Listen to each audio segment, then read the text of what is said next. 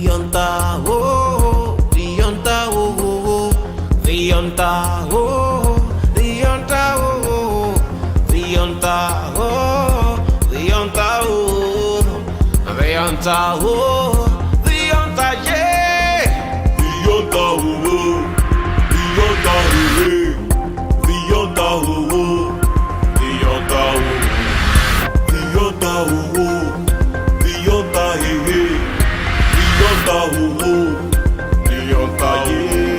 Kini bẹ́ẹ̀ ní pé tí ń dán mọ̀ọ́rù money tó bá fẹ́ pani jẹ kó kúkú pani jẹ bí ó sì pani jẹ kó má ṣe pani jẹ kó yẹ dún mọ̀ọ́rù money mọ́wọ́ yé. Rionta owó, Rionta owó, Rionta owó, Rionta owó.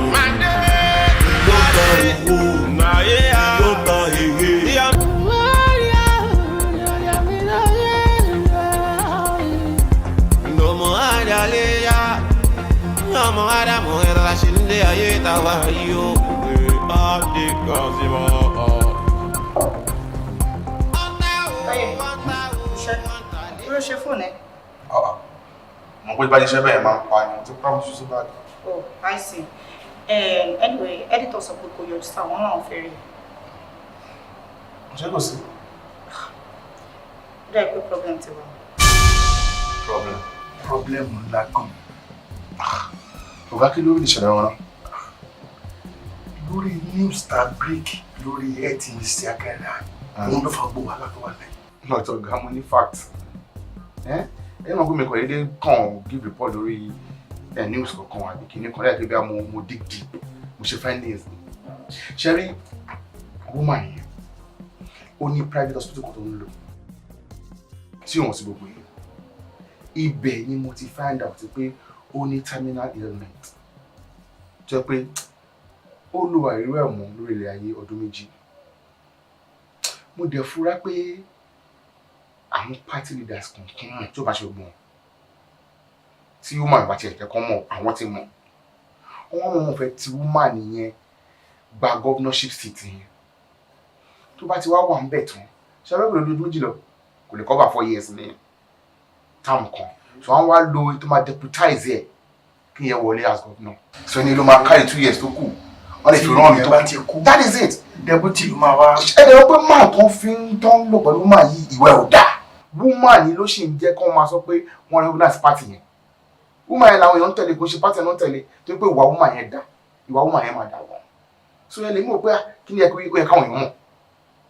èèyàn mọ̀ ṣé ẹ pé kó fẹ́ ṣe kọ́ bẹ́ẹ̀ kọ́ lè rí ṣe bẹ́ẹ̀ nínú tó ló bá tó níjó yìí tí ẹ kó bí ọ̀dẹ̀ ni wá tí ẹ kó bí nílà káyè kí ni àwa wà fún bẹ́ẹ̀ what is our job ẹ tá a bá ṣe nǹkan bẹ́ẹ̀ káyé káwọn èèyàn mọ̀.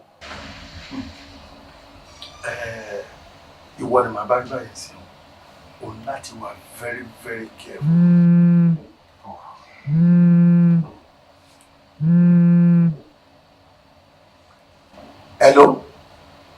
Hello sir. Okay. Do you see around by sir? Okay sir. All right sir. Do you? Okay, look me.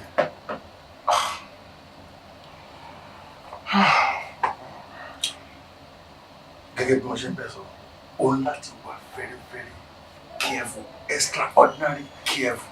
Report to give you, o wà very very okay. Ṣé gan editor? Ọlọ́run akọ ẹ̀ mọ̀ ṣe.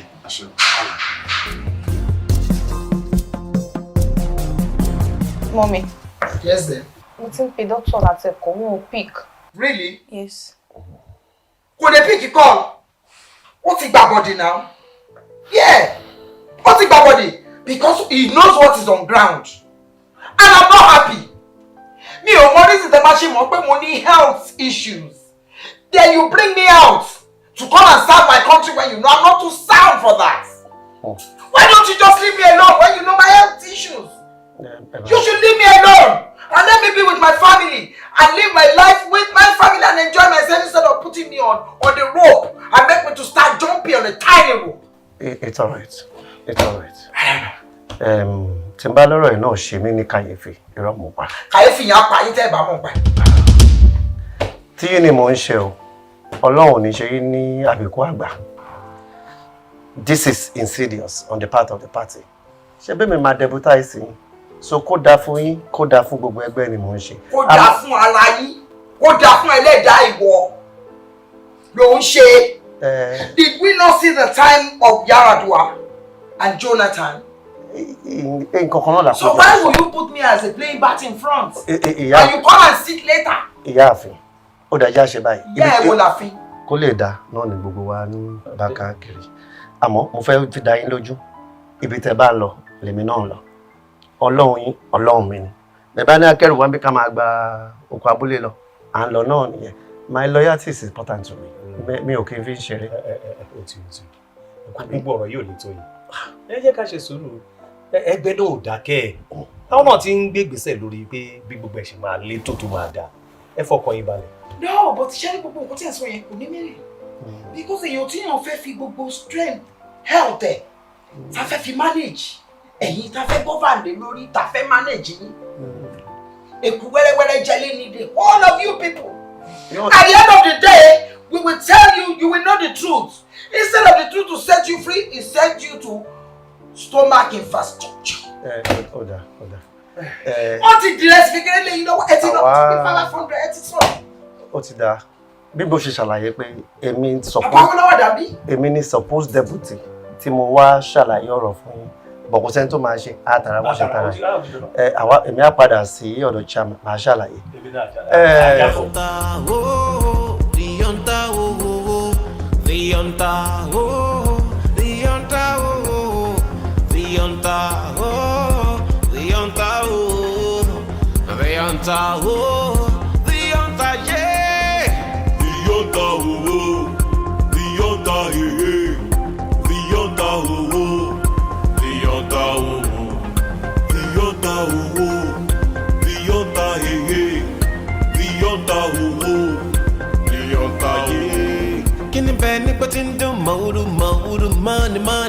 Money. The perfect panija, kuku panija, feels panija, come as a panija, go you do, mood, money, yeah. Yeah. Beyond who is the hunter? Who is the hunter?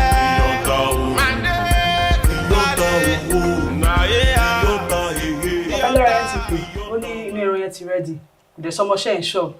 Ṣé bá mi gbà wá? Ẹ kò mọ èmi tẹ ẹran kankan. Èyí tá a fi máa ń lọ gba inú ẹran lọ wọn tí máa ń tán jọ́kejì. Ẹ kúkú ti já ara odidi ẹran.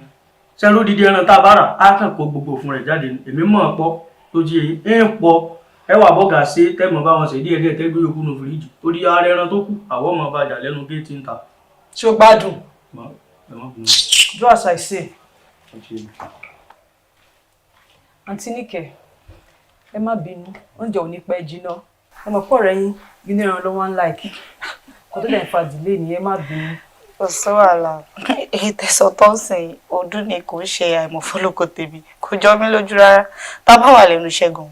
Mi ì fẹ́ mọ̀ nǹkan tá a fẹ́ ọ̀dà tí ò bá ti sí tinú ẹran bẹ̀. Aláyé mi ní jẹ́.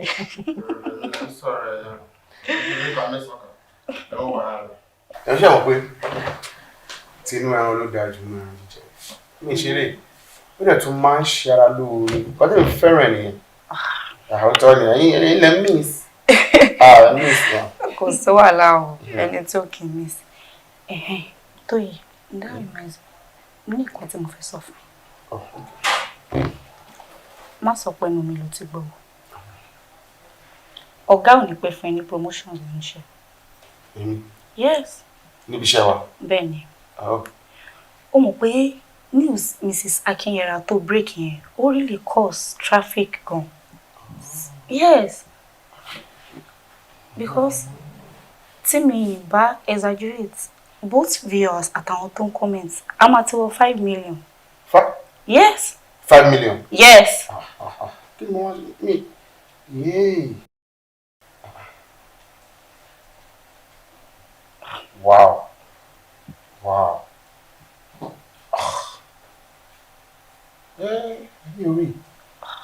Hey. Okay. Okay. Please, ṣé o lè sọ ibi tó ti máa ń get àwọn news fún mi like source? Ẹ̀kọ́ ẹ̀ sọ̀rọ̀ ń bí mi lẹ́yìn. Kí o fún ẹ láwọn sọ́ọ̀sì. Yes. Ṣé wọ́n lọ láwọn sọ́ọ̀sì? Ṣé mi bèrè wọn lọ́wọ́ yìí? Ẹ̀ẹ́gò yẹ kó rí bẹ́ẹ̀ náà sí. Kọ́tẹ́ mi gbàgbọ́ ni pé as a trained journalist, tó bá gba any lead lórí news kankan, ohun tí ó yẹ kó ṣe ni pé kó investigate lead yẹn. Kó lọ kó fimú fínlẹ̀ kó ṣèwádìí ẹ̀ fínífíní. Tó bá ti wá get facts ẹ̀ o ti balance story nìyẹn àtọ̀tún àtòsí. Tó bá tó pé ẹ̀ ṣe tán then you can publish the story. Kọ́tẹ́ mi ṣe nìyẹn. But ká má parọ́ ìwọ náà mọ̀ pọ̀ jura wọn lọ kò sí nǹkan tó burú tó bá fọ̀nà èmi náà nà. Okay, finally. Oh yeah, I'm sorry. It will work. Ẹ má jẹ́ disturb yín. Not at all. Alright, ẹ kúṣẹ́. Yes ma, ó jẹ́ tó rẹ̀ mi. Mo rí pé o fẹ́ sọ̀rọ̀ níṣẹ́jú ìyàwó ẹ̀. Ọlọ́run dẹ̀ ṣe mo ti excuse wọn sí. Sọ fún mi náà. Orí nǹkan gan. Mi parọ́ fún ẹ. Mi lè sọ sọ́ọ̀sì fún àwọn. Mi ti lọ sí sẹ́ẹ̀tì wa ní. Bọ̀ kò yẹ kó máa lọ bẹ́ẹ̀ o. Ìfarabalẹ̀ kan kọ́mẹ̀ntì. Sí wàhálà. Chairman, Yorùbá ní igi gogoro má gùn ní lójú. Àtòkèrè láti rántí. Ọmọ journalist ṣé kìí ṣe kó fẹ́ bẹ̀gbẹ́ jẹ́ mọ́ wa lọ́wọ́ báyìí? Ó fẹ́ bẹ̀gbẹ́ jẹ́ àbùtù bẹ̀gbẹ́ jẹ́. Torí mi ò mọ nǹkan tí mo gbà lọ́wọ́ ẹ̀ tó ní èmi ò dáa tó èèyàn kan náà fẹ́ ṣe. Why would they be saying that now tí campaign fẹ́ bẹ̀rẹ̀?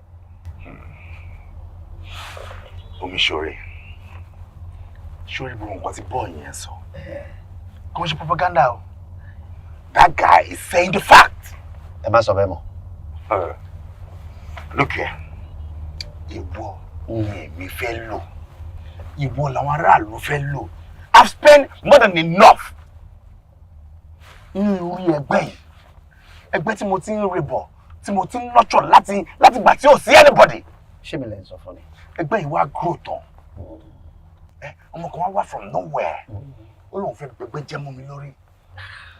Ó ní wo Omiṣore, capable to be the governor of the state.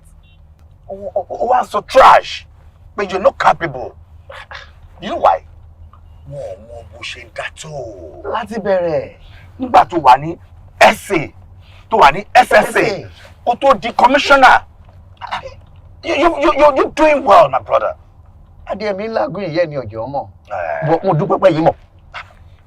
Èmi ò lè jẹ́ kí ìlú yìí bàjẹ́. Tí o bá ṣe dáadáa máa condemn ẹ. But you're doing well. Ó dà chairman. Ọ̀rọ̀ tẹ ló sọ pé kì í ṣe propaganda pé òótọ́ ọ̀rọ̀ ló sọ yìí. Kí lẹ̀yin ṣe mọ̀ nípa health issue ìyáàfin? Omiṣore gbogbo medical report ẹ ló wà lọ. Bó ṣe rí yẹn, ó pẹ́ jù in 3 years time. Àjọ máa lọ sí ni ikú ò ní pa gbogbo. Nǹkan tí medical report sọ ni pé kò lè last ju 3 years lọ. So àbí ikú àgbà ni wọ́n á tọ́jú record yẹn. Gbogbo report yẹn mo sí ìlẹ́nu àwọn doctor pé I don't want this to go out. So chairman, what you're telling me now is arábìnrin máa kọ lọ 2 years. After 2 years, I will take over. Calculation is right. Màṣẹ́ tó wá ṣe 4 years me. 4 years go. Ó máa ṣe another 8 years. Jẹ́ explain fún ẹ. Tí wọ́n bá ti bẹ̀rẹ̀ campaign báyìí. Campaign and election, swearing and all those stuff, they máa lò 1 year. I lò 2 years l'office. After 2 years, automatically the deputy governor become the governor.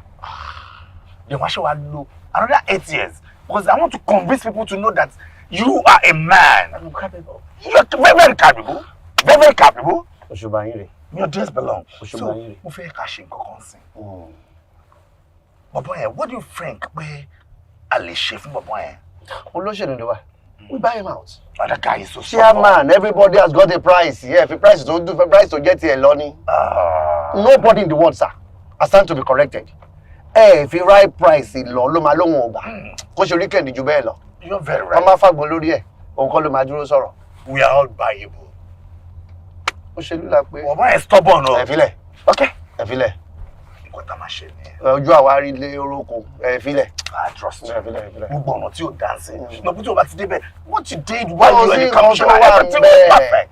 Ọgbọ́n kéèyàn kan má ṣe dá káwa náà débẹ̀ ká ṣe dá ni. Yeah. Tàbálẹ̀ ti get it right. We enjoyed this for a very long time. I am proud of you. Omishore. Omishore. May your days be long. Tí wọ́n bá dé supermarket kò jẹ́ ká kó yà kó kọ́ láti groceries àbí. Yeah. Because mo ti promise ìyá tẹ bá ti drop mi èmi á gbé sínú mọ́tò tèmi àmà jọ. That's no problem. Ẹ̀tọ́ ń bẹ̀ yẹn so ká lè. Okay. Ó ṣe lú ní ilé náà pè ní ó dọwọ́ àwọn àgbà ó. Ó tó amaze me ni. Báwo ni bọ̀bọ̀ ẹ̀ ṣe get irú information because no keep it from everybody. It's an investigative. No one in the party. You know what that guy said? Chairman, that makes him a good one. It's an investigative journalist. We need to buy it. He's bought already. Àbí tó bá jẹ́ pé ìlú ìlàjọ wà ní. He's bought already. Bá àti bí ìyàwó mi àti bí ọmọ mi. He's bought already.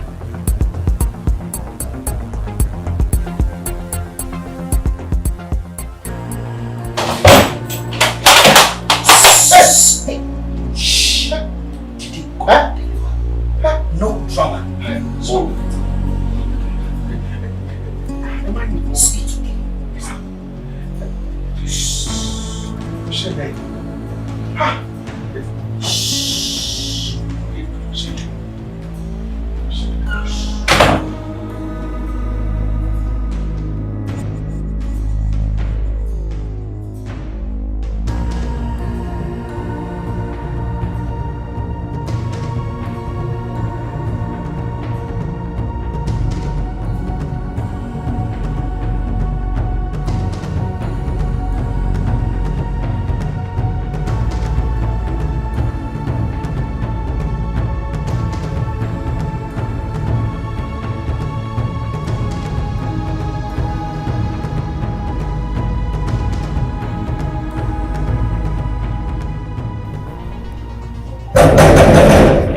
Daddy, you get for me, dog.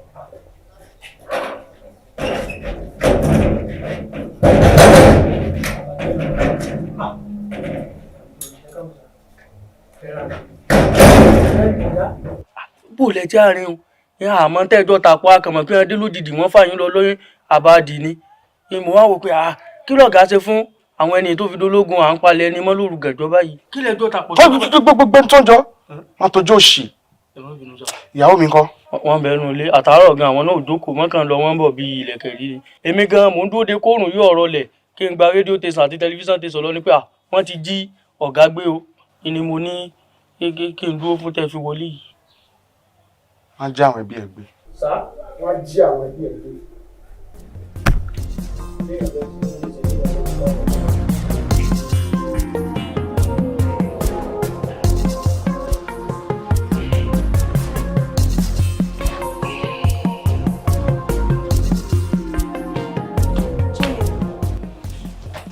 Kí ló ṣẹlẹ̀?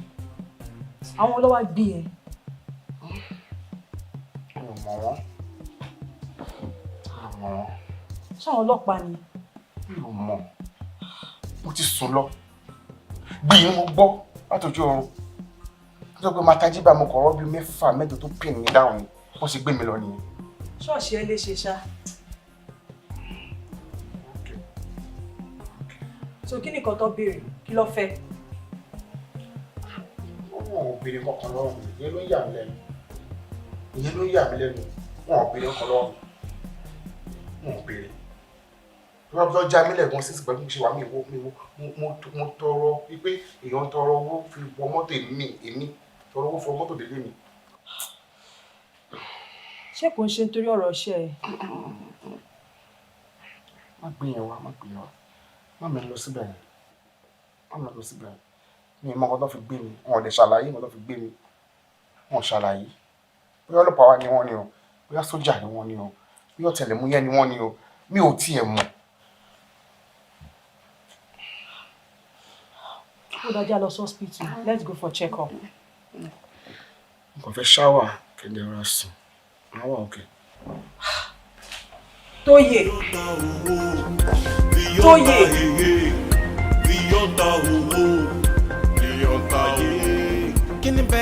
ń dùn money money tó bá fẹ́ panijẹ kó kúkú panijẹ bí ó sì panijẹ kó má ṣe panijẹ.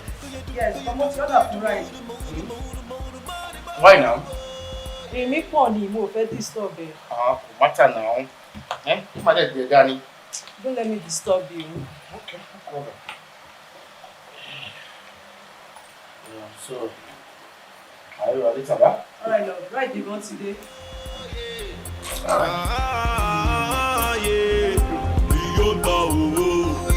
Ọ̀gá pé igi ń wó lò.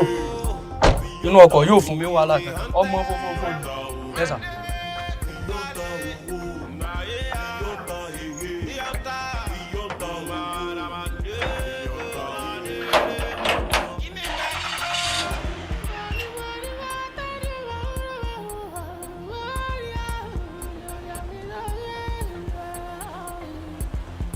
Ẹnà rọ ọwọ́.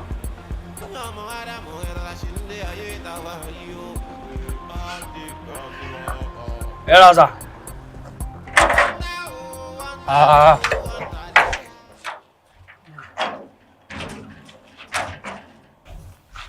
I'm set.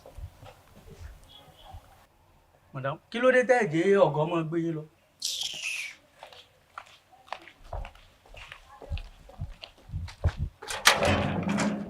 Mọ́.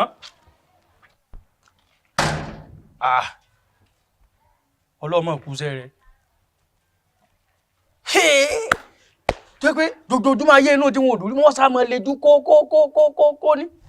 Nígbà tó yẹ kó gọmọ gbé wọn lọ ní ìsìn wọn ọjọ́ kò gbé wọn. Tí wọ́n bá bọ́ ta ní ìsìn táwọn ti bí palẹ̀ wọn mọ́ tí wọ́n kidnap wọn. Á tún sẹ́ mọ́ fòró kí. Á mọ̀ lọ ogo tẹ́lì ká tó di pé á mọ̀ wẹ́yìn náà kí.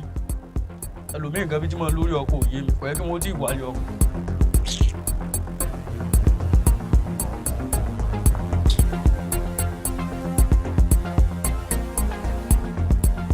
Yeah. Orí ọ̀nà tó máa gbà ní, right? Tó bá débi make a turn by left. Ṣùwárí daily problem tí mo ní. Kí ọ̀n tó dé ibi táwọn wòye, wọ́n máa ń gba access code kan bẹ́ẹ̀. And ilé tó dẹ̀ ń bọ̀ ni. How do you do that? I'm not worried, sir. Àti access code ò ń ṣe problem. Are you sure? It's a done deal. No fear. Sleep easy, sir. Right. My honorable chairman. Ṣé rí Akínyẹ̀ra, inú ò dùn rárá sí wa o. Inú ń bí gidi gan ni. In fact, ó ti fẹ́ fi course pa mí. Because ó sọ pé so gbogbo wa mọ health status òun. A dẹ̀ jẹ́ kó òun go ahead pẹ̀lú ambition yẹn. Ipe so gbogbo wa ń wò òun bẹ́ẹ̀ ni máa kú tèmi tọ̀la. Ipe gbogbo games plan wa lòun ti mọ̀. Ipe ká má tẹ̀ ẹ̀rọ rárá nǹkan tóun máa bá wa fà lórí nǹkan tó ń ṣẹlẹ̀ ipe àwa gan ara wa máa kọ̀. So I mean bó ṣe ń ṣe reactions ẹ̀ kò dá rárá chairman, kò dá rárá o. Ìgbà tó sọ fún mi kò sọ pé kó ṣàṣe pẹ̀lẹ́ ẹgbẹ́ máa rí chairman. My honorable, tí bá lọ́rọ̀ tẹ mọ́ nílé kò ṣokú kò sí mi rọ́mọ pa o. As supposed deputy governor sẹ́ni náà sọ̀rọ̀ ń pa ẹ̀ mi ò mọ nǹkan. Mi ò mọ anything nípa kan tẹ́ ẹ̀ sọ. Àmọ́ ká má jẹ́ kí lè jẹ́ distraction fún wa, we shouldn't lose focus. Bí image ẹgbẹ́ yóò ṣe ní bàjẹ́, tẹ̀lé máa win election lóye camera system. Let's take this one as internal issue tó lè wà restored at any time. Ẹgbẹ́ yóò gbọ́dọ̀ fọmọ́ wa lórí. Opposition gbọ́dọ̀ gba state mọ́ wa lọ́wọ́. Láìláì mi ò ní ṣẹlẹ̀ ẹ wò we are the ruling party sir. We are the ruling. Àmọ́ tí gbogbo bó ṣe wà ń lọ ẹ̀ náà tá a bá tètè yanjú ẹ̀ ká court ẹ̀ nípìn in the board. Ó máa di yánmayánmá wa lọ́wọ́. Ẹ wò láti redeem ẹgbẹ́ yìí nìkankan. Láti máa lose election ló ṣe kókó o. Because àwọn opposition party lè lò against wa o. Ẹ jẹ́ ká rò dáadáa o. Wọ́n tẹ̀ máa òṣèlú ní weakness wa náà máa lò against wa. And it's a distraction already. Of course. Ẹ wo bẹ́ẹ̀ fi jókòó sí gbogbo àdá ń sọ̀rọ̀ bí ẹni tó ń mọ̀. Àwọn tó yẹ pé àti ṣe ọtí yé yín. Ọtí yé mi, ọtí yé mi. IIP. Progress. IIB. Progress. I and B. Progress. We are the winning team. ẹ lọ fọkàn yín balẹ̀. Ìrẹ́, sórí ọ̀rọ̀ Akínyẹra tó ń gbé ẹ lọ́kàn yẹn, nǹkan kékeré ni. The most important thing, we have to win this election. We shall win this election. We've won the election. That's the language. We won the election. That's now, Ladi, mo fẹ́ gbé iṣẹ́ Akínyẹra fún ẹ. Go and talk to her. Ìwọ ló rí as political godfather. Talk to her, okay? Ẹ fi ọkàn yín balẹ̀. Akínyẹra ọmọ ti tèmi ni. Mo mọ bí ṣe máa bá sọ̀rọ̀. Mo mọ bí ṣe máa fi ọkàn ẹ̀ balẹ̀ yìí pé kó má wọrí. Ẹ fọkàn balẹ̀, kò ní go further ju gbogbo ìbínú tó ń bí lọ. Màá handle ẹ̀. I will handle the situation. So, way forward. Way forward. Now, gbogbo plans tó wà lẹ̀.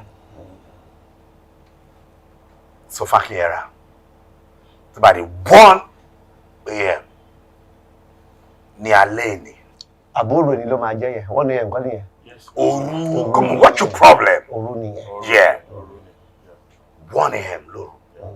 Ká ṣe meeting. You understand? Mo ti sanwó fún àwọn journalists. That idiot of a boy. Mo ti kàn lọ debunk gbogbo trash tó ń support our party. Our party is a great party. And we must win. We shall win. We must win. We must win. In fact, we have won. May your days belong. That's the language. We've won. Ẹ jẹ́ àpàdé lẹ́yìn ní 1 a.m. Make sure pé Akínyẹra wà ń bẹ̀.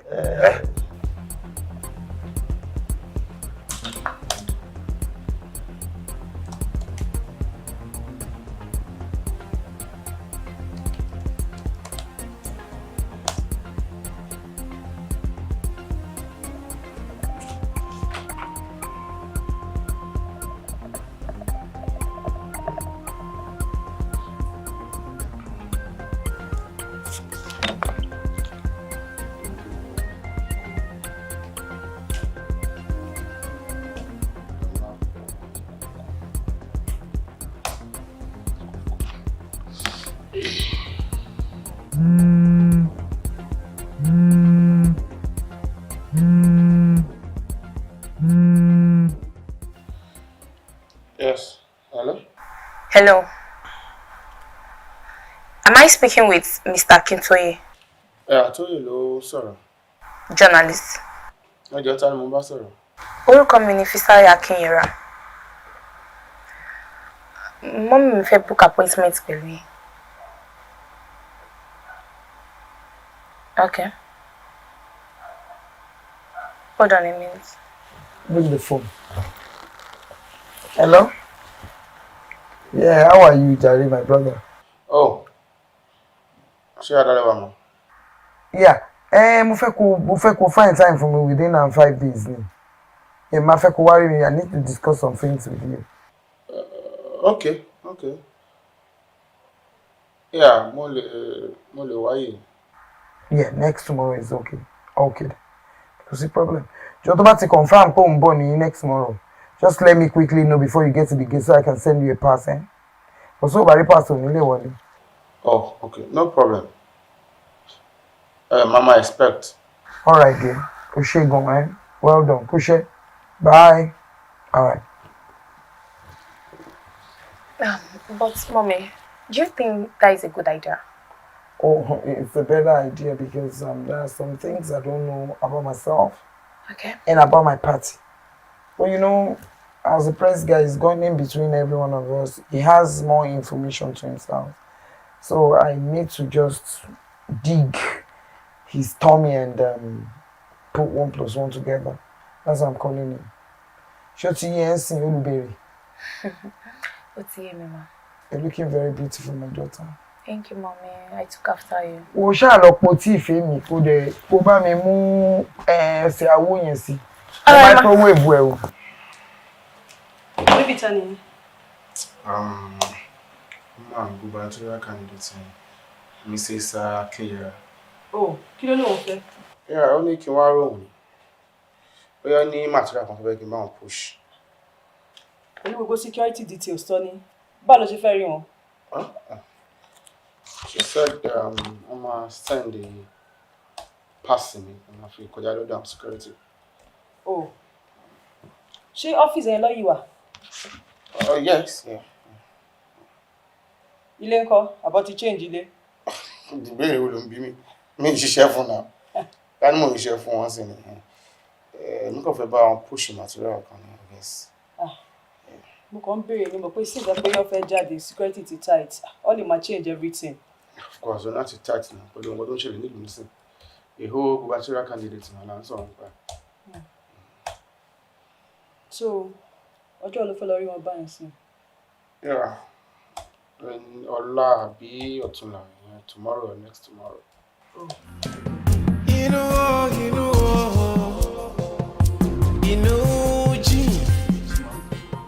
Ọmọ bá mi lọ sí Ìkẹjà. Ìkẹwọ́? Wọ́n lọ gbogbo lọ́wọ́ dọ́kítọ̀ mi.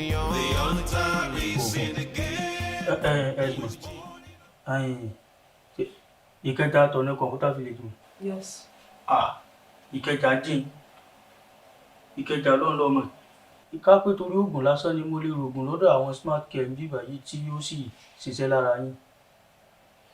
Jọba mi lọ sí Ìkẹjà kó lọ gbógun wá fún mi. Tìkẹjà náà ló lè bá yín láwọn. Jẹ́ fún nọ́mbà wọn. Sí wàhálà.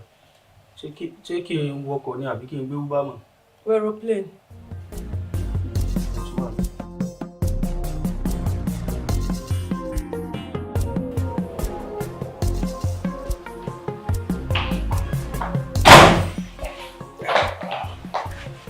Hey. Hello. Báwo la orí yẹn? Orí yẹn yìí ń fọ́ mi gan, bọ́ mo ti lo oògùn. Máa try láti sùn díẹ̀. Okay. Gẹ́gẹ́ bí mo ti máa lọ fún appointment, ṣùgbọ́n. Pàṣẹ ńkọ́? Mi ò gbàgbé LB2. Ṣé kò ní tí expire kò tó gbé bẹ́ẹ̀? No.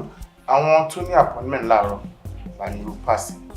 Bóyá tó máa tó sàn tó lè fún àwọn ẹlòmíì, know how to do their thing. Máa yàtọ̀. Àárọ̀ ìní pàṣẹ wà valid. Yes, exactly. All right, but then, take care.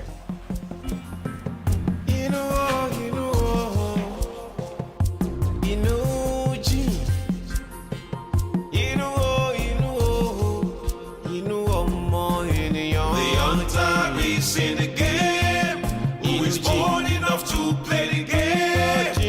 The young time is in the game. Oh, who is bold enough to play the game? The young time is in the game. Who is bold enough to play the game? The young time is in the game. Oh, who is bold enough to play the game?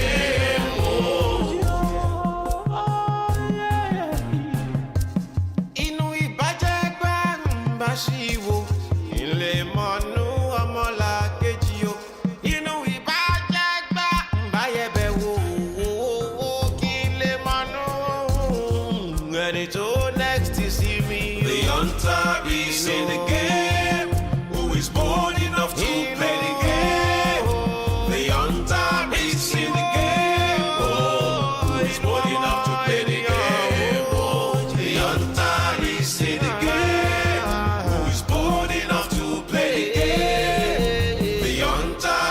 In the game, oh, who is bold enough to play the game, oh.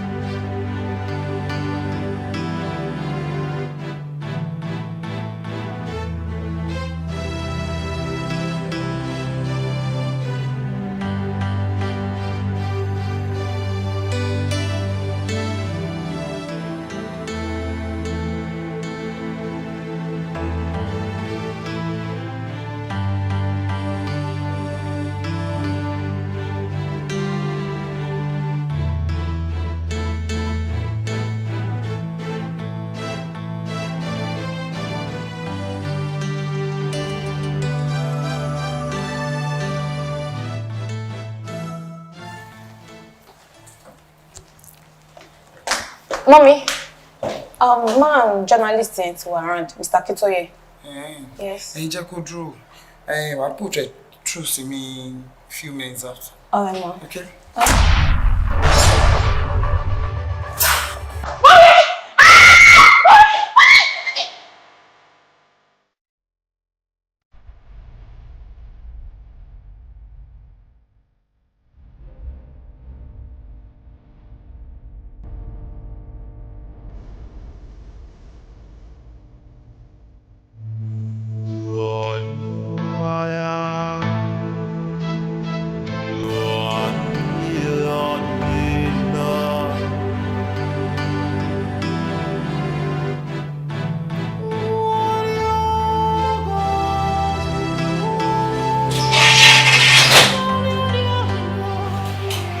Baby, welcome. Kí ló ṣẹlẹ̀? You look stressed.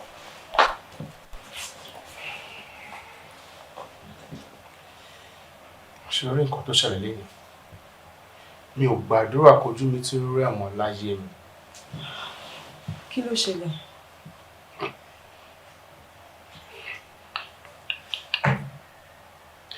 Mrs. Akinyera.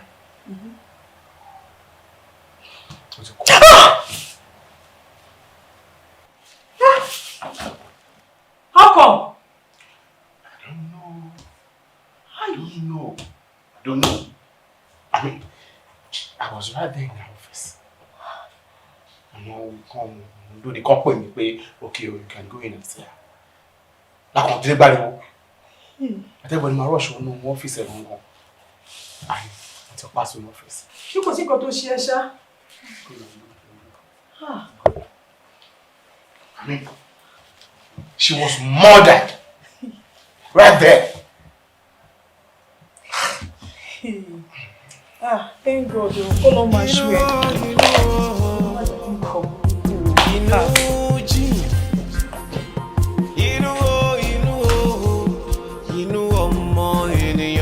The next line of action lórí ọ̀rọ̀ Mrs. Akinyera, this gubernatorial candidate tí wọ́n eliminate. Kò tiẹ̀ yé mi because pẹ̀lú briefing ọ̀gá láàárọ̀ wọ́n ní pé ká ṣe sùúrù náà ká mọ bí tàti máa tọwọ́ bọ̀ tó bá yá. Ká ṣe sùúrù. From my own point of view, immediately tíṣẹ̀lẹ̀ yẹn tíṣẹ̀lẹ̀ ó yẹ ká swift into action ni o. No. Tá bá swift into action, tá la máa arrest. Òótọ́ máa ní tá la fẹ́ arrest. Ọ̀rọ̀ ìlú ìṣá. Ó dá mi lójú wípé tí yẹn ti jọ́ lọ́rùn ní pé ń sìn. Wọ́n máa tún fẹ́ gbẹ́lòmí dìde tó máa replace position yẹn nìyẹn o. Ó di dandan ọ̀rọ̀ òṣèlú ni náà. Ó gbọ́ tó sọ pé politics is a game of death. And a dirty game too. Exactly. Mo mọ̀ pé Ọlọ́run máa fún wa ṣe. Lágbára Ọlọ́run. But we have to be very vigilant. That's right. Bọ́ọ̀lù ń lọ tó bá kúrò lọ́fíìsì. Who is bold enough to play the game? The hunter is in the game. Who is bold enough to play the game? My mom died right in front of me.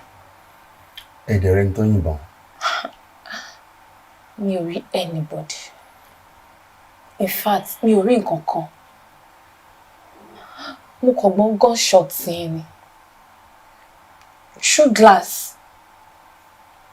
Tí máa wẹ̀yìn báyìí òkú mọ́mì mi ni mo rí lẹ̀. Wow.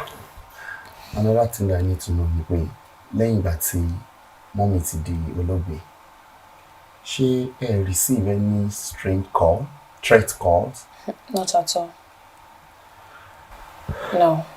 Any secret? No.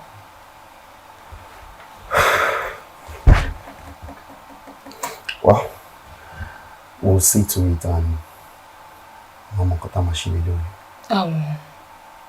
Bí gbogbo yín ṣe ń wá bíbá ẹ̀ tẹ́ ṣe wá ń béèrè question lọ́wọ́ mi lójoojúmọ́.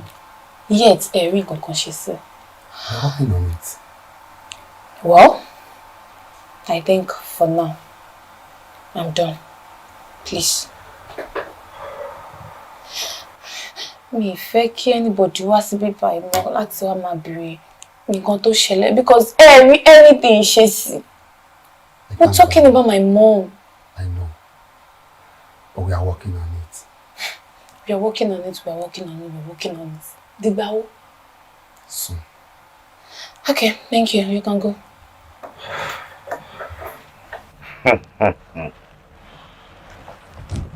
My governor,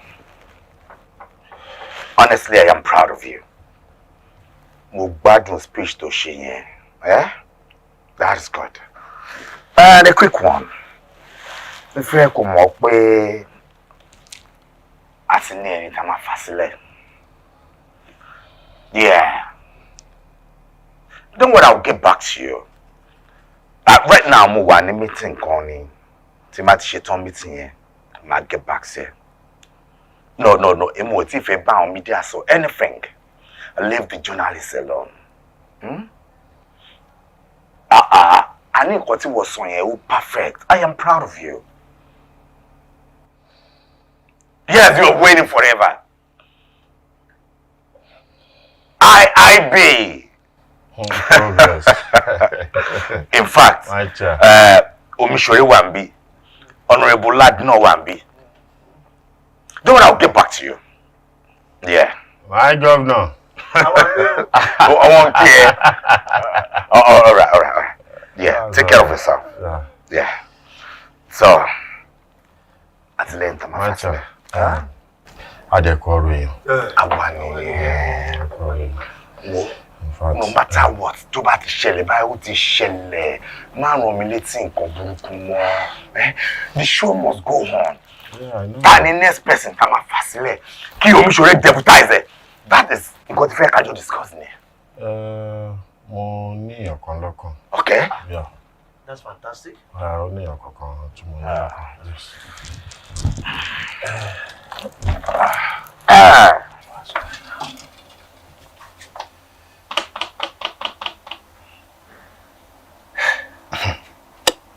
You know, Shema. bá ṣe ń gé àwọn arábí lọ bẹ́ẹ̀ náà tún bọ̀ ká. What's going on? Kò yé mi náà. Tí máa lọ yé mi rọ ni. Kí ló rò wípé àlè ṣe? Shema.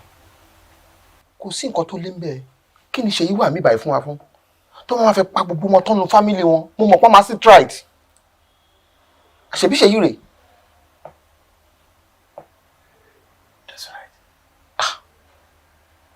No, let me ask you, I want stubborn. Shay. Sir. I talked to you on phone. Okay, sir. I love you. Thank you.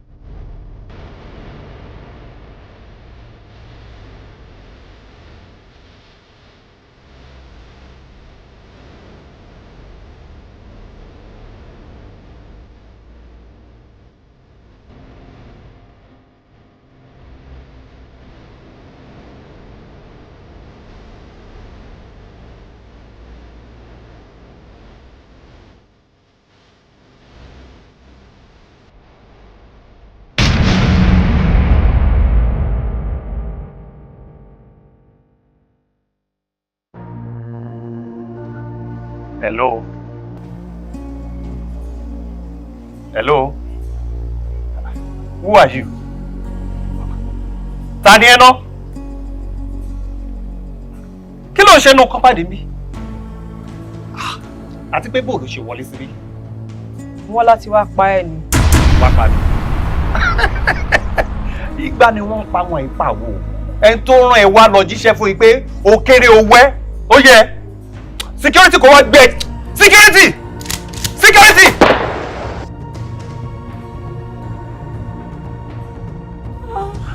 Daddy, they've killed my daddy. Gunshot lásán ni mo gbọ́.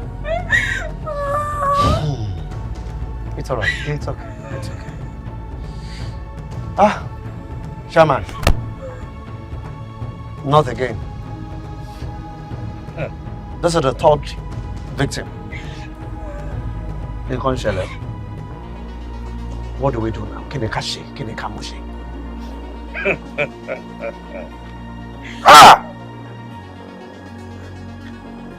Gbọ́, ṣé ìwọ náà sọ fún pé àwọn ọmọ ẹgbẹ́ mi ló ń para wọn báyìí? Kò wá dọ̀. No. This is not from my own party. Àwọn asara ti wà involved. Ìkẹta rẹ̀ o. We have to do something. We have to do something fast. Kíákíá. I mean, that's what we just did too. Wọ́n lè pa ọmọ ẹgbẹ́ mi just like that. Anyway, mo ti pe first responder. Yóò wáyé ṣe rere. Àní ò wáyé ṣe rere o. Jọ̀ọ́ nítorí Ọlọ́run, mo busy báyìí. Ìyá jẹ́ kí n pẹ́ padà. Mo á pẹ́ padà ọ̀ṣun. Ìyá ọ̀rẹ́ ọ̀ṣun. Kò gbọ́ nǹkan tó ń ṣẹlẹ̀ sí àwọn ọmọ ẹgbẹ́ IIP. Jọ ìgbà ó sì gbà ó tán fi lose member méjì láàrin. Ṣé ọmọ ẹgbẹ́ lásán ni wọ́n lose ni? Kò ń ṣe ọmọ ẹgbẹ́ lásán. Ó ṣe jẹ́ wípé àwọn tí wọ́n fà kalẹ̀ fún ipò gọ́vnà ni wọ́n pa nípakúpa. Because I don't understand. Ṣé màá wá sọ pé wọ́n rán yàn wá láti ta kan máa pa wọn àbí wọ́n para wọn? Rán yàn wá láti ta. Èmi ò rò bẹ́ẹ̀ o. Because Yoruba ní tí kúlé ò bá pa ni, tòde ò lè pààyàn. Ó lè jẹ́ wípé àwọn tínú wọn ò dùn sí àwọn tí wọ́n fà kalẹ̀ láàrin wọn ló ń ṣekú pa wọ́n. Àbí kí nìkan tó rò? Èmi fi pé ó yẹ kí wọ́n máa checkmate ara wọn, nǹkan tó bá ń lọ láàrin ara wọn.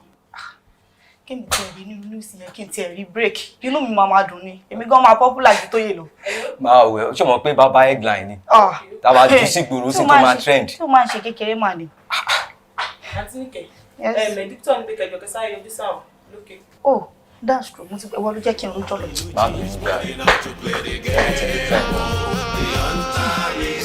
Sister me, see, what are we going to do? I'm scared. Don't be scared, okay? We need to make arrangements. I'm gonna travel. Travel? Yes. How much of your school me? That is not an issue. To buy it don't want to register. So, and the offer to our party mom is about for me. Me will like that because me first so marry me. Offer no. I think that your decision of traveling is better. Yeah. What am I showing? Sister me she we can't take my law. Ti sú mi. Don't be scared. I know you miss mommy. Sorry, babe. I miss her. Sorry.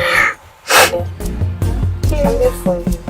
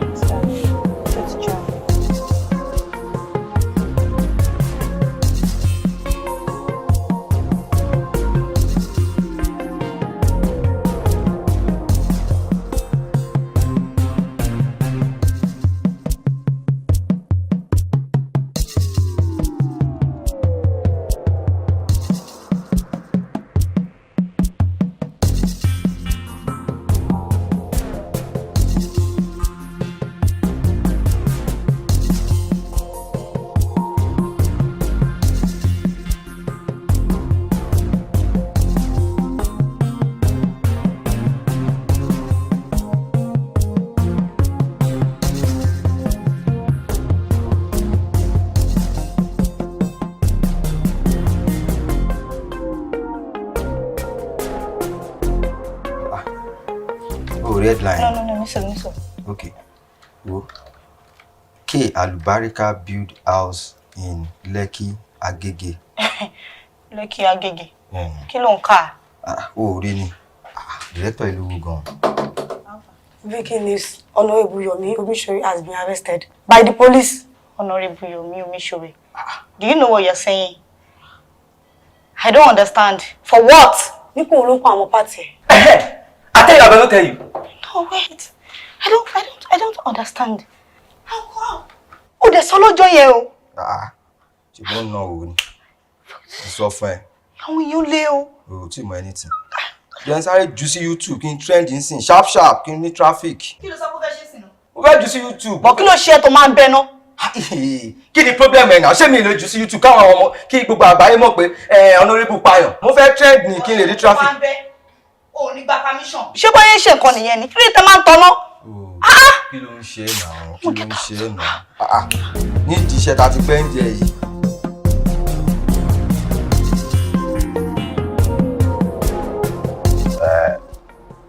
My governor, Obi, Omishore ò gbọ́dọ̀ sùn bẹ́ẹ̀ yẹn. We are the ruling party. Yeah. He knew nothing about it. For real. I trust you. Honestly, come on, man. Slap my Jeffrey Bewa. Of course. Oh, ó ti pé director DSS. Oh, my release it soon. All right. Man, you can't bring back. Ó ti rán àwọn lọ. My governor. I am proud of you. I don't worry, I trust you. Yeah, I will get back to you. Yeah? All right. Take care and be good. Yeah. Cheers. Bye. My honorable chairman. Omishore ò gbọ́dọ̀ sùn bẹ́ẹ̀ yẹn. Kò lè sùn bẹ́ẹ̀. Ó gbọ́dọ̀ sùn bẹ́ẹ̀ yẹn because tó bá sùn bẹ́ẹ̀ yẹn, that means kò léèyàn nìyẹn. And àwa ni ruling party. Báwo ni èèyàn wa honorable wa ó máa wá sùn station? Ta la fẹ́ bá kí ni àwọn opposition máa sọ sí? As a ruling party, àwa ni power wà lọ́wọ́ ẹ̀. Agbára wà lọ́wọ́ wa dẹ̀ tí ń lò. Bẹ́ẹ̀ ni, a gbọ́dọ̀ lónìí. To be honest, Omishore mú wọn dáadáa kó mọ kankan pa ẹ̀. Of course, kò tẹ̀ mọ anything about that. Wo bí gómìnà ti ní kan release it. In fact, ó ti ní kan lọ gbé.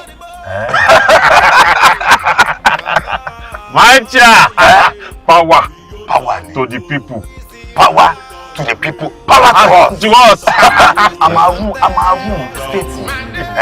Till thy kingdom come. Bẹ́ẹ̀ni, a máa dàgbà máa darúgbó a tó fa àwọn wá síbẹ̀. Bẹ́ẹ̀ni o, bẹ́ẹ̀ni o.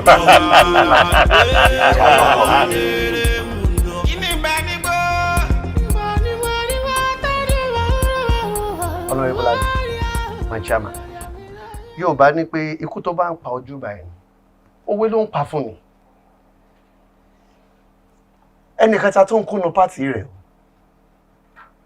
3.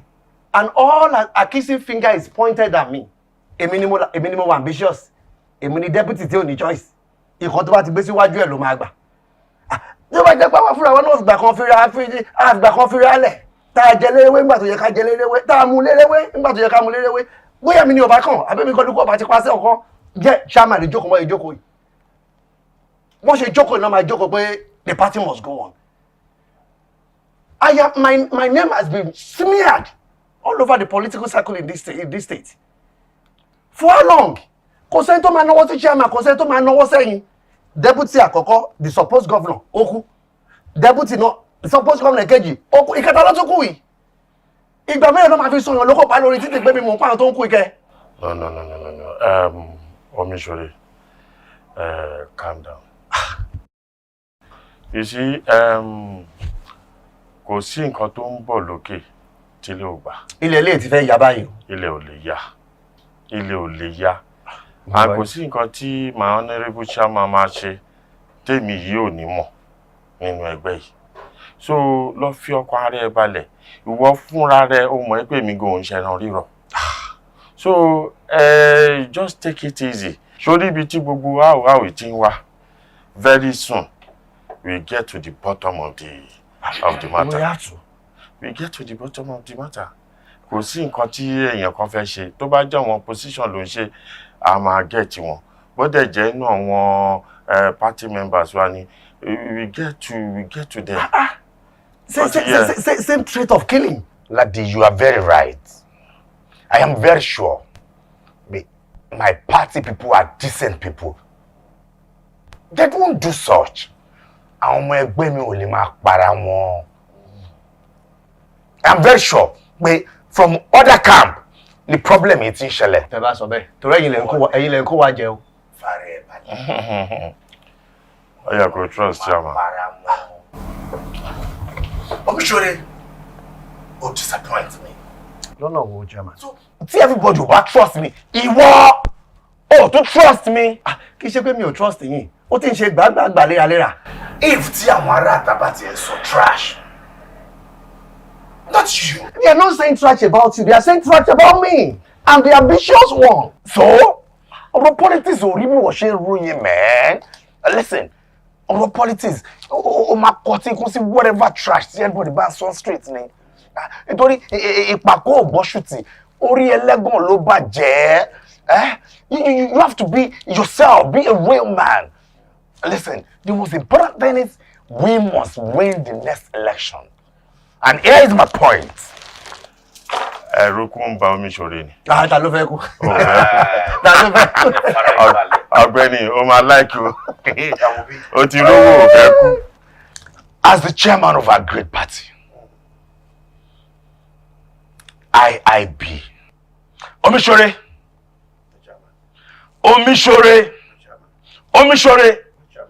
you are the next governor. I'm not giving you the privilege. Long deputy from any zone. No. Ẹ wá o. Ẹ má lùlù máa jó lọ mọ̀ wẹ̀ yẹn fún mi o. Ṣé ti rò tẹ́lẹ̀ ní àìbáwò ni? No, it's our decision.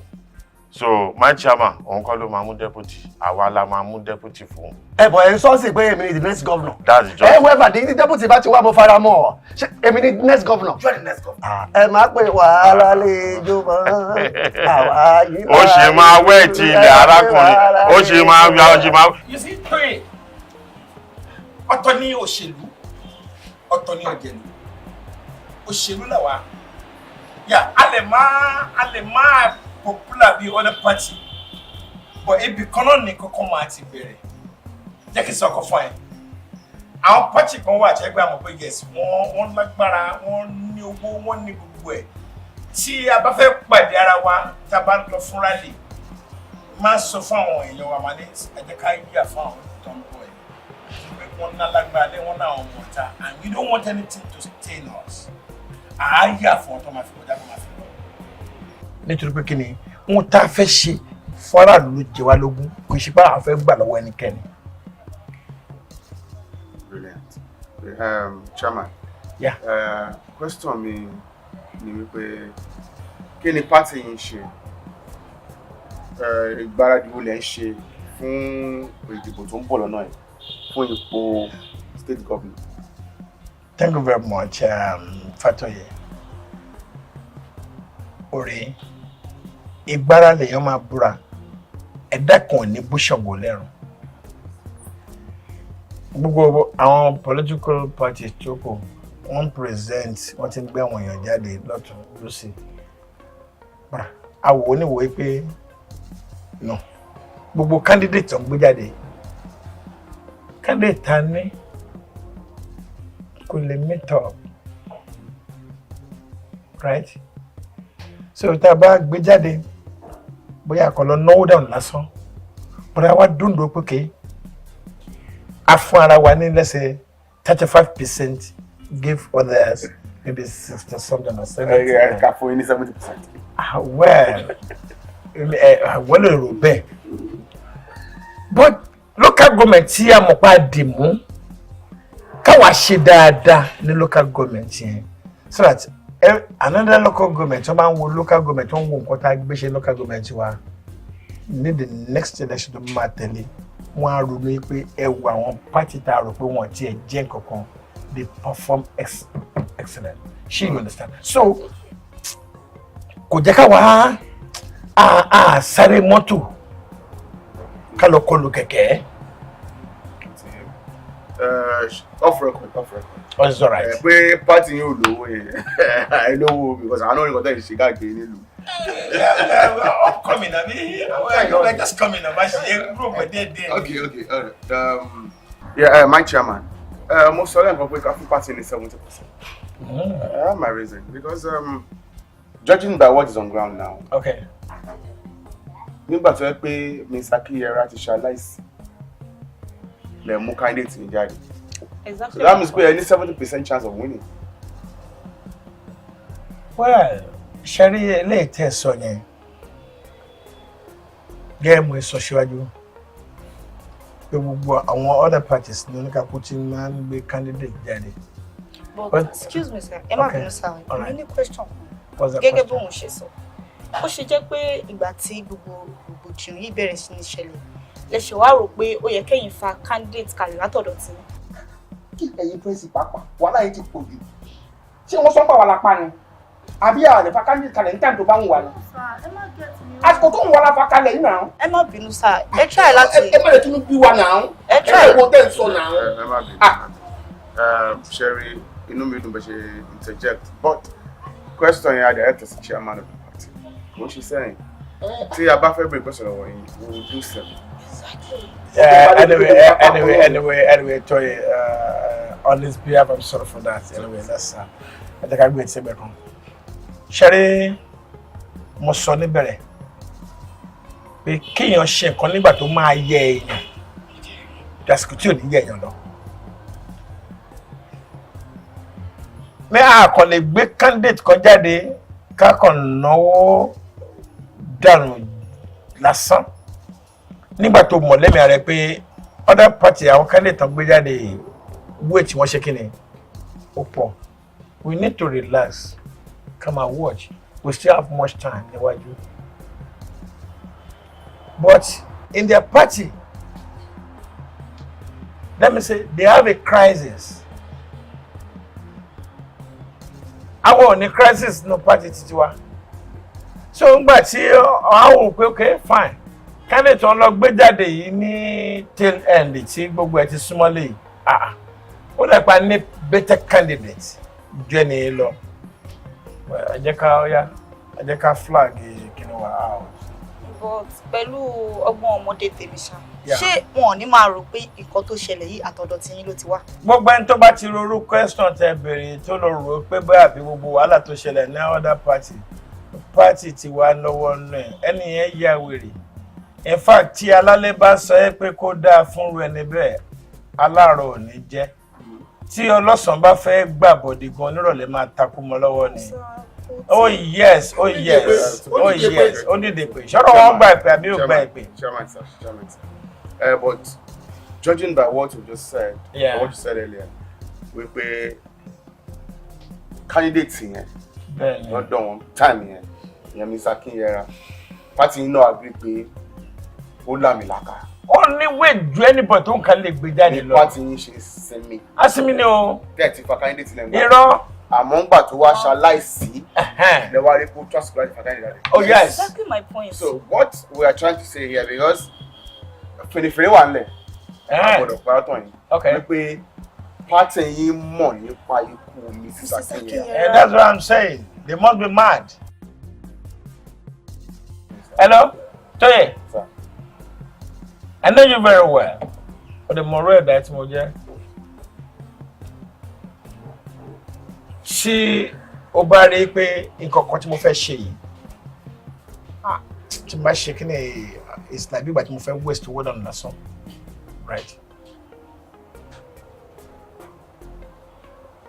Ṣé ẹni yóò bá mọ nínú kó pipe lò kó dákẹ́ kó máa wò báyìí náà? Àdébò kò mọ nǹkan tó ń ṣe. Onílàkàyè ẹ̀dá wàá wò pé tí ọmọ kéré bá ń gégi nínú igbó àdúrà wo igi yẹn sùn pé ó likely ọmọ yìí ibi tó ń gé bó ṣe ń gégi lọ ibi báyìí ló máa wó sí o tó bá yẹ ìdí ó ṣeéṣe kó kàn ẹ́ ibi báyìí ni kò fèsì làwọn ṣe dákẹ́ tá à ń wòran then nígbà tá a dẹ̀ rí pé well unfortunate happens to them well àwa rí ni pé ẹni tó ń lọ gbé jáde tí n bá gbé candidate mi jáde màá ṣe kí ni. Jẹ́ kí n fún example kan. Years back bàbá kan a máa ń lọ sábẹ́ igi ní National Art Theatre tó bá fẹ́ show film tó bá ní December period tó bá ní wọ́n fáwọn kan ní date wọ́n fáwọn kan ní date wọ́n fáwọn kan ní date á ní irọ́ mi lè bá wọn compete mi ṣe àwọn ilé òní jẹ́ kí n tà. Nígbà tó stage kan tó gbọ́rúkọ àwọn films tí wọ́n gbé pàdé ẹ̀ ó ní láàrin bíbá yìí láàrin 1 to 4 òun àmú is either first or second you understand me ó ní kàn forúkọ síbẹ̀ bó ṣe rí nìyẹn. mo lákàkà wí sàtúràmà. now ní jókòó nísìnyí you are putting into us pé party yóò mọ̀ nípa. nothing. what if táwọn tó ń sọ̀rọ̀ yìí lọ́wọ́ allege party yẹn bá mú evidence jáde lọ. well any evidence tó bá wà ẹja kan gbé jáde and let me ask you a question please.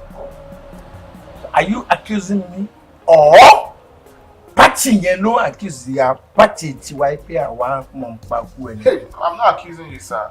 This is what is going on now. Thank you. Ìyẹn ni mo ṣe béèrè lọ́wọ́ ẹ pé ṣé ìwọ ló béèrè question yìí ni ṣé your personal assumption or the party ó wá sọ pé evidence bá wà now any evidence tó bá wà let them bring before me. Come jáde. Kò jù bẹ́ẹ̀ lọ come jáde. But excuse me sir, nǹkan tí ẹnìkejì mi ń sọ gangan ni pé tí wọ́n bá mú ẹ̀rí tó dájú tí wọ́n bá mú kalẹ̀ tó dẹ̀ jẹ́ tòótọ́ báwo lẹ ṣe máa feel? Ṣé ó tí ì rí ibi tí àwọn apurọ́mọ́ni tako ní lójú kan wà? Wọ́n mọ̀ ìpérọ́ làwọn ń pa o, wọ́n á dẹ̀ tún máa takò ẹ́ but àwa ti gbáradì fúnra àwọn ẹ̀dá bẹ́ẹ̀. Anybody tó bá fẹ́ gbé ẹ ní ẹ̀rí jáde let them bring that a relation. Yóò rí pé mo lo Yorùbá mọ́ English. Let them bring it before us. Right? And I know the way to tackle it is right. Toye. Yeah, that's it. Anyway, Toye, I'm sorry. I like you so much. Mo de mo dáadáa. But to buy gbogbo tan so but lataro da but you tell of end there. Or back on. To buy shape mo mọ̀ is part of the question you are going to ask me. I may not give you any appointment for. Sorry. Do you understand? You're very sorry, so, sir. And my dear sister. No, it's good. The hunter is in the game. He's bold enough to play the game. The hunter is in the game. Yeah. We'll see what I'll come. What's here? Yeah. That's right. Ṣé why?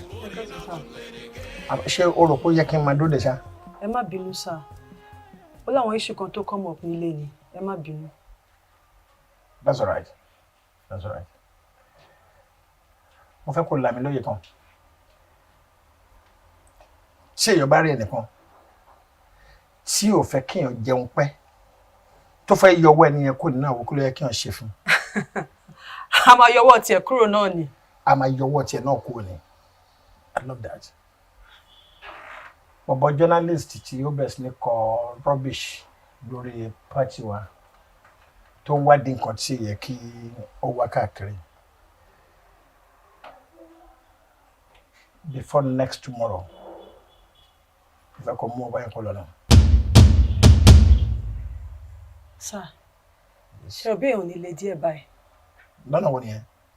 Here comes the hunter. Kí là ń wáyé mọ̀ yà fún? Kí là ń wáyé mọ̀ yà fún? Kí là ń wáyé mọ̀ yà fún? Kí là ń wáyé mọ̀ yà fún? Má lọ́wọ́lọ́wọ́ àmì yàkú, bá kò ní rárá àmì yàkú. Kí là ń wáyé mọ̀ yà fún? Oh, hello Ṣèyí. Báwo ni? Mi ò wá okay sir. Kí ló dé? Iṣẹ́ tẹ́ ní lọ ṣe yẹn ni sir. Kò lè ṣeé ṣe o. Lọ́nà wo ni ṣe lè ṣe ṣe? Ẹni tẹ́ ẹ sọ yẹn, ọkọ lé mi ni. Ọkọ lé ẹ. Ọkọ lé ẹni tó yẹ. Lẹ́yìn yẹn wá ń kọ́. Àkíní yẹn ní ṣe. Ṣèyí. Má dà mí o. Má dà mí rárá. Má dà mí. ẹni tó bá dalẹ̀ máa ń balẹ̀ lọ ni o. You don't try that with me. Don't. What I say? Don't try that with me. Lọ carry assignment mo fún ẹ. All right. Have a lovely day. Ẹni farapamọ́ sókùnkùn ṣe bí ilẹ̀ tó mọ́ o. Àtọ̀rẹ́ àtìká ìkan ò máa ní gbé o. Yẹ̀dá ò jẹ́ súnmọ́ bí kò wá gbọ́ ìṣítí lẹ́nu mi. I can never kill Tony. Máa kúkú wí. Máa kúkú sọ máa kúkú sọ. Torí tá a bá wí àmì àkú. Bákò bá sọ mi àrọ̀rùn. Kíra ń wáyé o. Bọ̀ kò bá mi ṣeré ìrìn náà. Kíra ń wáyé máa yà fún. Kíra ń wáyé o máa yà fún. Kíra ń wáyé máa yà fún. Kíra ń wáyé o máa yà fún. Bálówó lọ́wọ́ àmì àkú. Ode àlùbáríkà. Ológun. I should honey. Ẹ lọ hunt ọmọdé yẹn fún mi. Done. The next 30 minutes. Okay? Bàbá yẹn ti ṣẹ̀ṣẹ̀. Àlùbáríkà. The man Àlùbáríkà bullshit. Bàbá kún yín ọ̀gbẹ̀dẹ̀ tẹ́lá tó bá gba BRT. Bàbá mi wọn ní dá ẹ dúró. À ṣe kan fún wọn.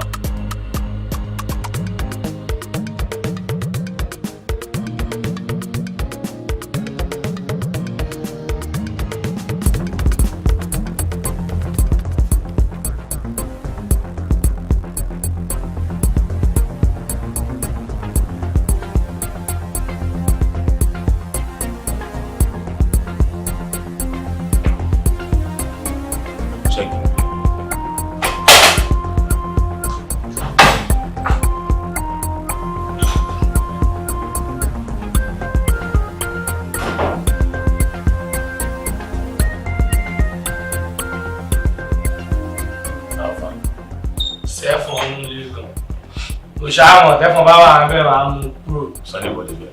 Àtọ̀. Sẹ́lú bẹ́ẹ̀ bàbá. Sẹ́lú. Ọ̀dẹ̀ ṣọ́ọ̀bù ẹ̀wọ̀ bẹ́ẹ̀ dáadáa. Sẹ́lú body bẹ́ẹ̀. Okay. Ìjà. Díọ̀ntà ooo, díọ̀ntà ooo, díọ̀ntà ooo, díọ̀ntà ooo, díọ̀ntà ooo, díọ̀ntà ooo, díọ̀ntà ooo.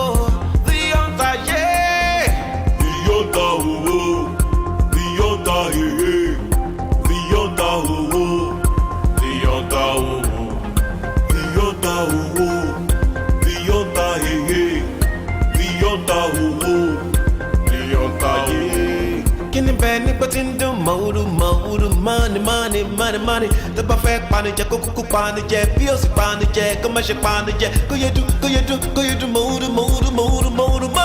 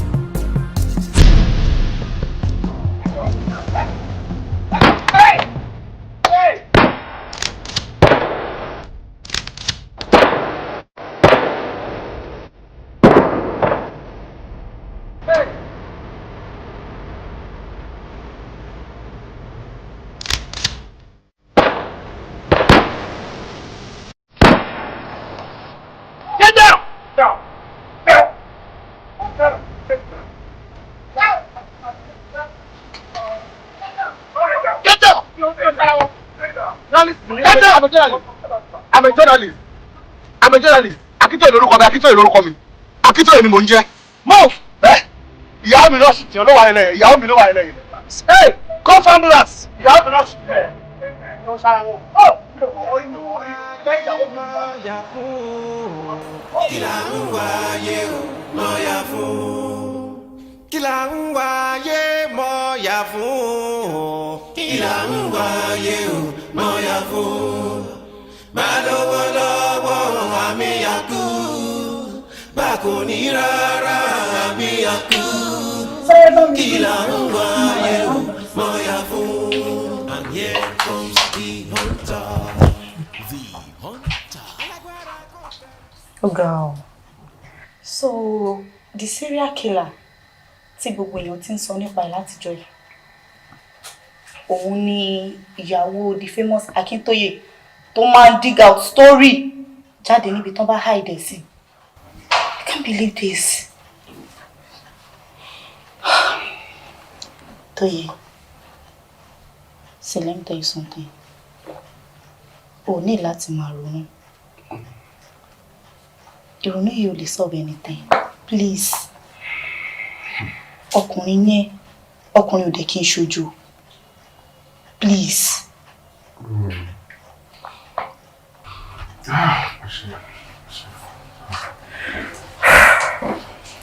Yes, sir. Hey. The title, sir. So, title we're looking for, sir. Toye. Yes, sir. Jẹ́ kí ẹ̀dá ni ẹ jẹ́ the hunter. The hunter.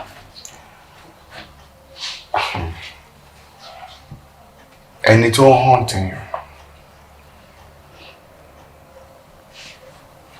Tí o bá ṣe pé wọ́n padà hunt òun náà ni. Mi ní mọ̀ pé òun ni hunter. Mi ní mọ̀ pé ìyàwó mi ló ń hunt àwọn èèyàn tó ń pa wọn. Jẹ́ kó jẹ́ the hunter. The hunter. Alágbára kò tẹ̀lé jẹ́jẹ́ wo ilẹ̀ ń yọ. Ẹni farapamọ́ sókùnkùn ṣe bí ilẹ̀ tó mọ́ o. Àtòrè àtìká ìkan ò máa ní gbé o. Yẹ̀dá ò jẹ́ súnmọ́ bí kò wọ́gbọ́ ìṣítí lẹ́nu mi mẹ́ta. Máa kúkú wí, máa kúkú wí. Àdúgbò Olúwa ti fi gẹ̀ǹgẹ̀ ojú ti fi wọ́n. Ẹ ti sẹ́ májà lẹ́yìn òmò kí àtòrí ìkànṣe kan lọ́lọ́run. Bẹ́ẹ̀ni. Wọ́n fẹ́ ṣe yẹ̀yẹ́ wa ni. Bọ̀ Ọlọ́run ti bá a sọ di ayẹyẹ. Yẹ̀yẹ́. Nǹkan tá a bá fún wọn lọ́ máa wò.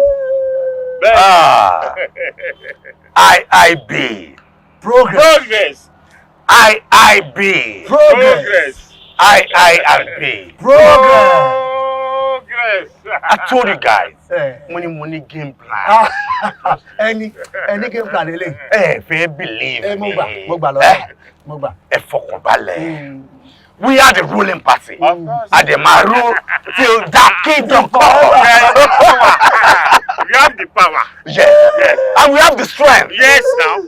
Ẹ wo, nǹkan tá a bá fún wọn náà máa lò. You are right. Nǹkan tá a bá fún wọn náà máa rí. Àbáwá kọ́. Àṣẹ̀bẹ̀ mi náà rè tán fẹ́ rí mi látàn tẹ́lẹ̀.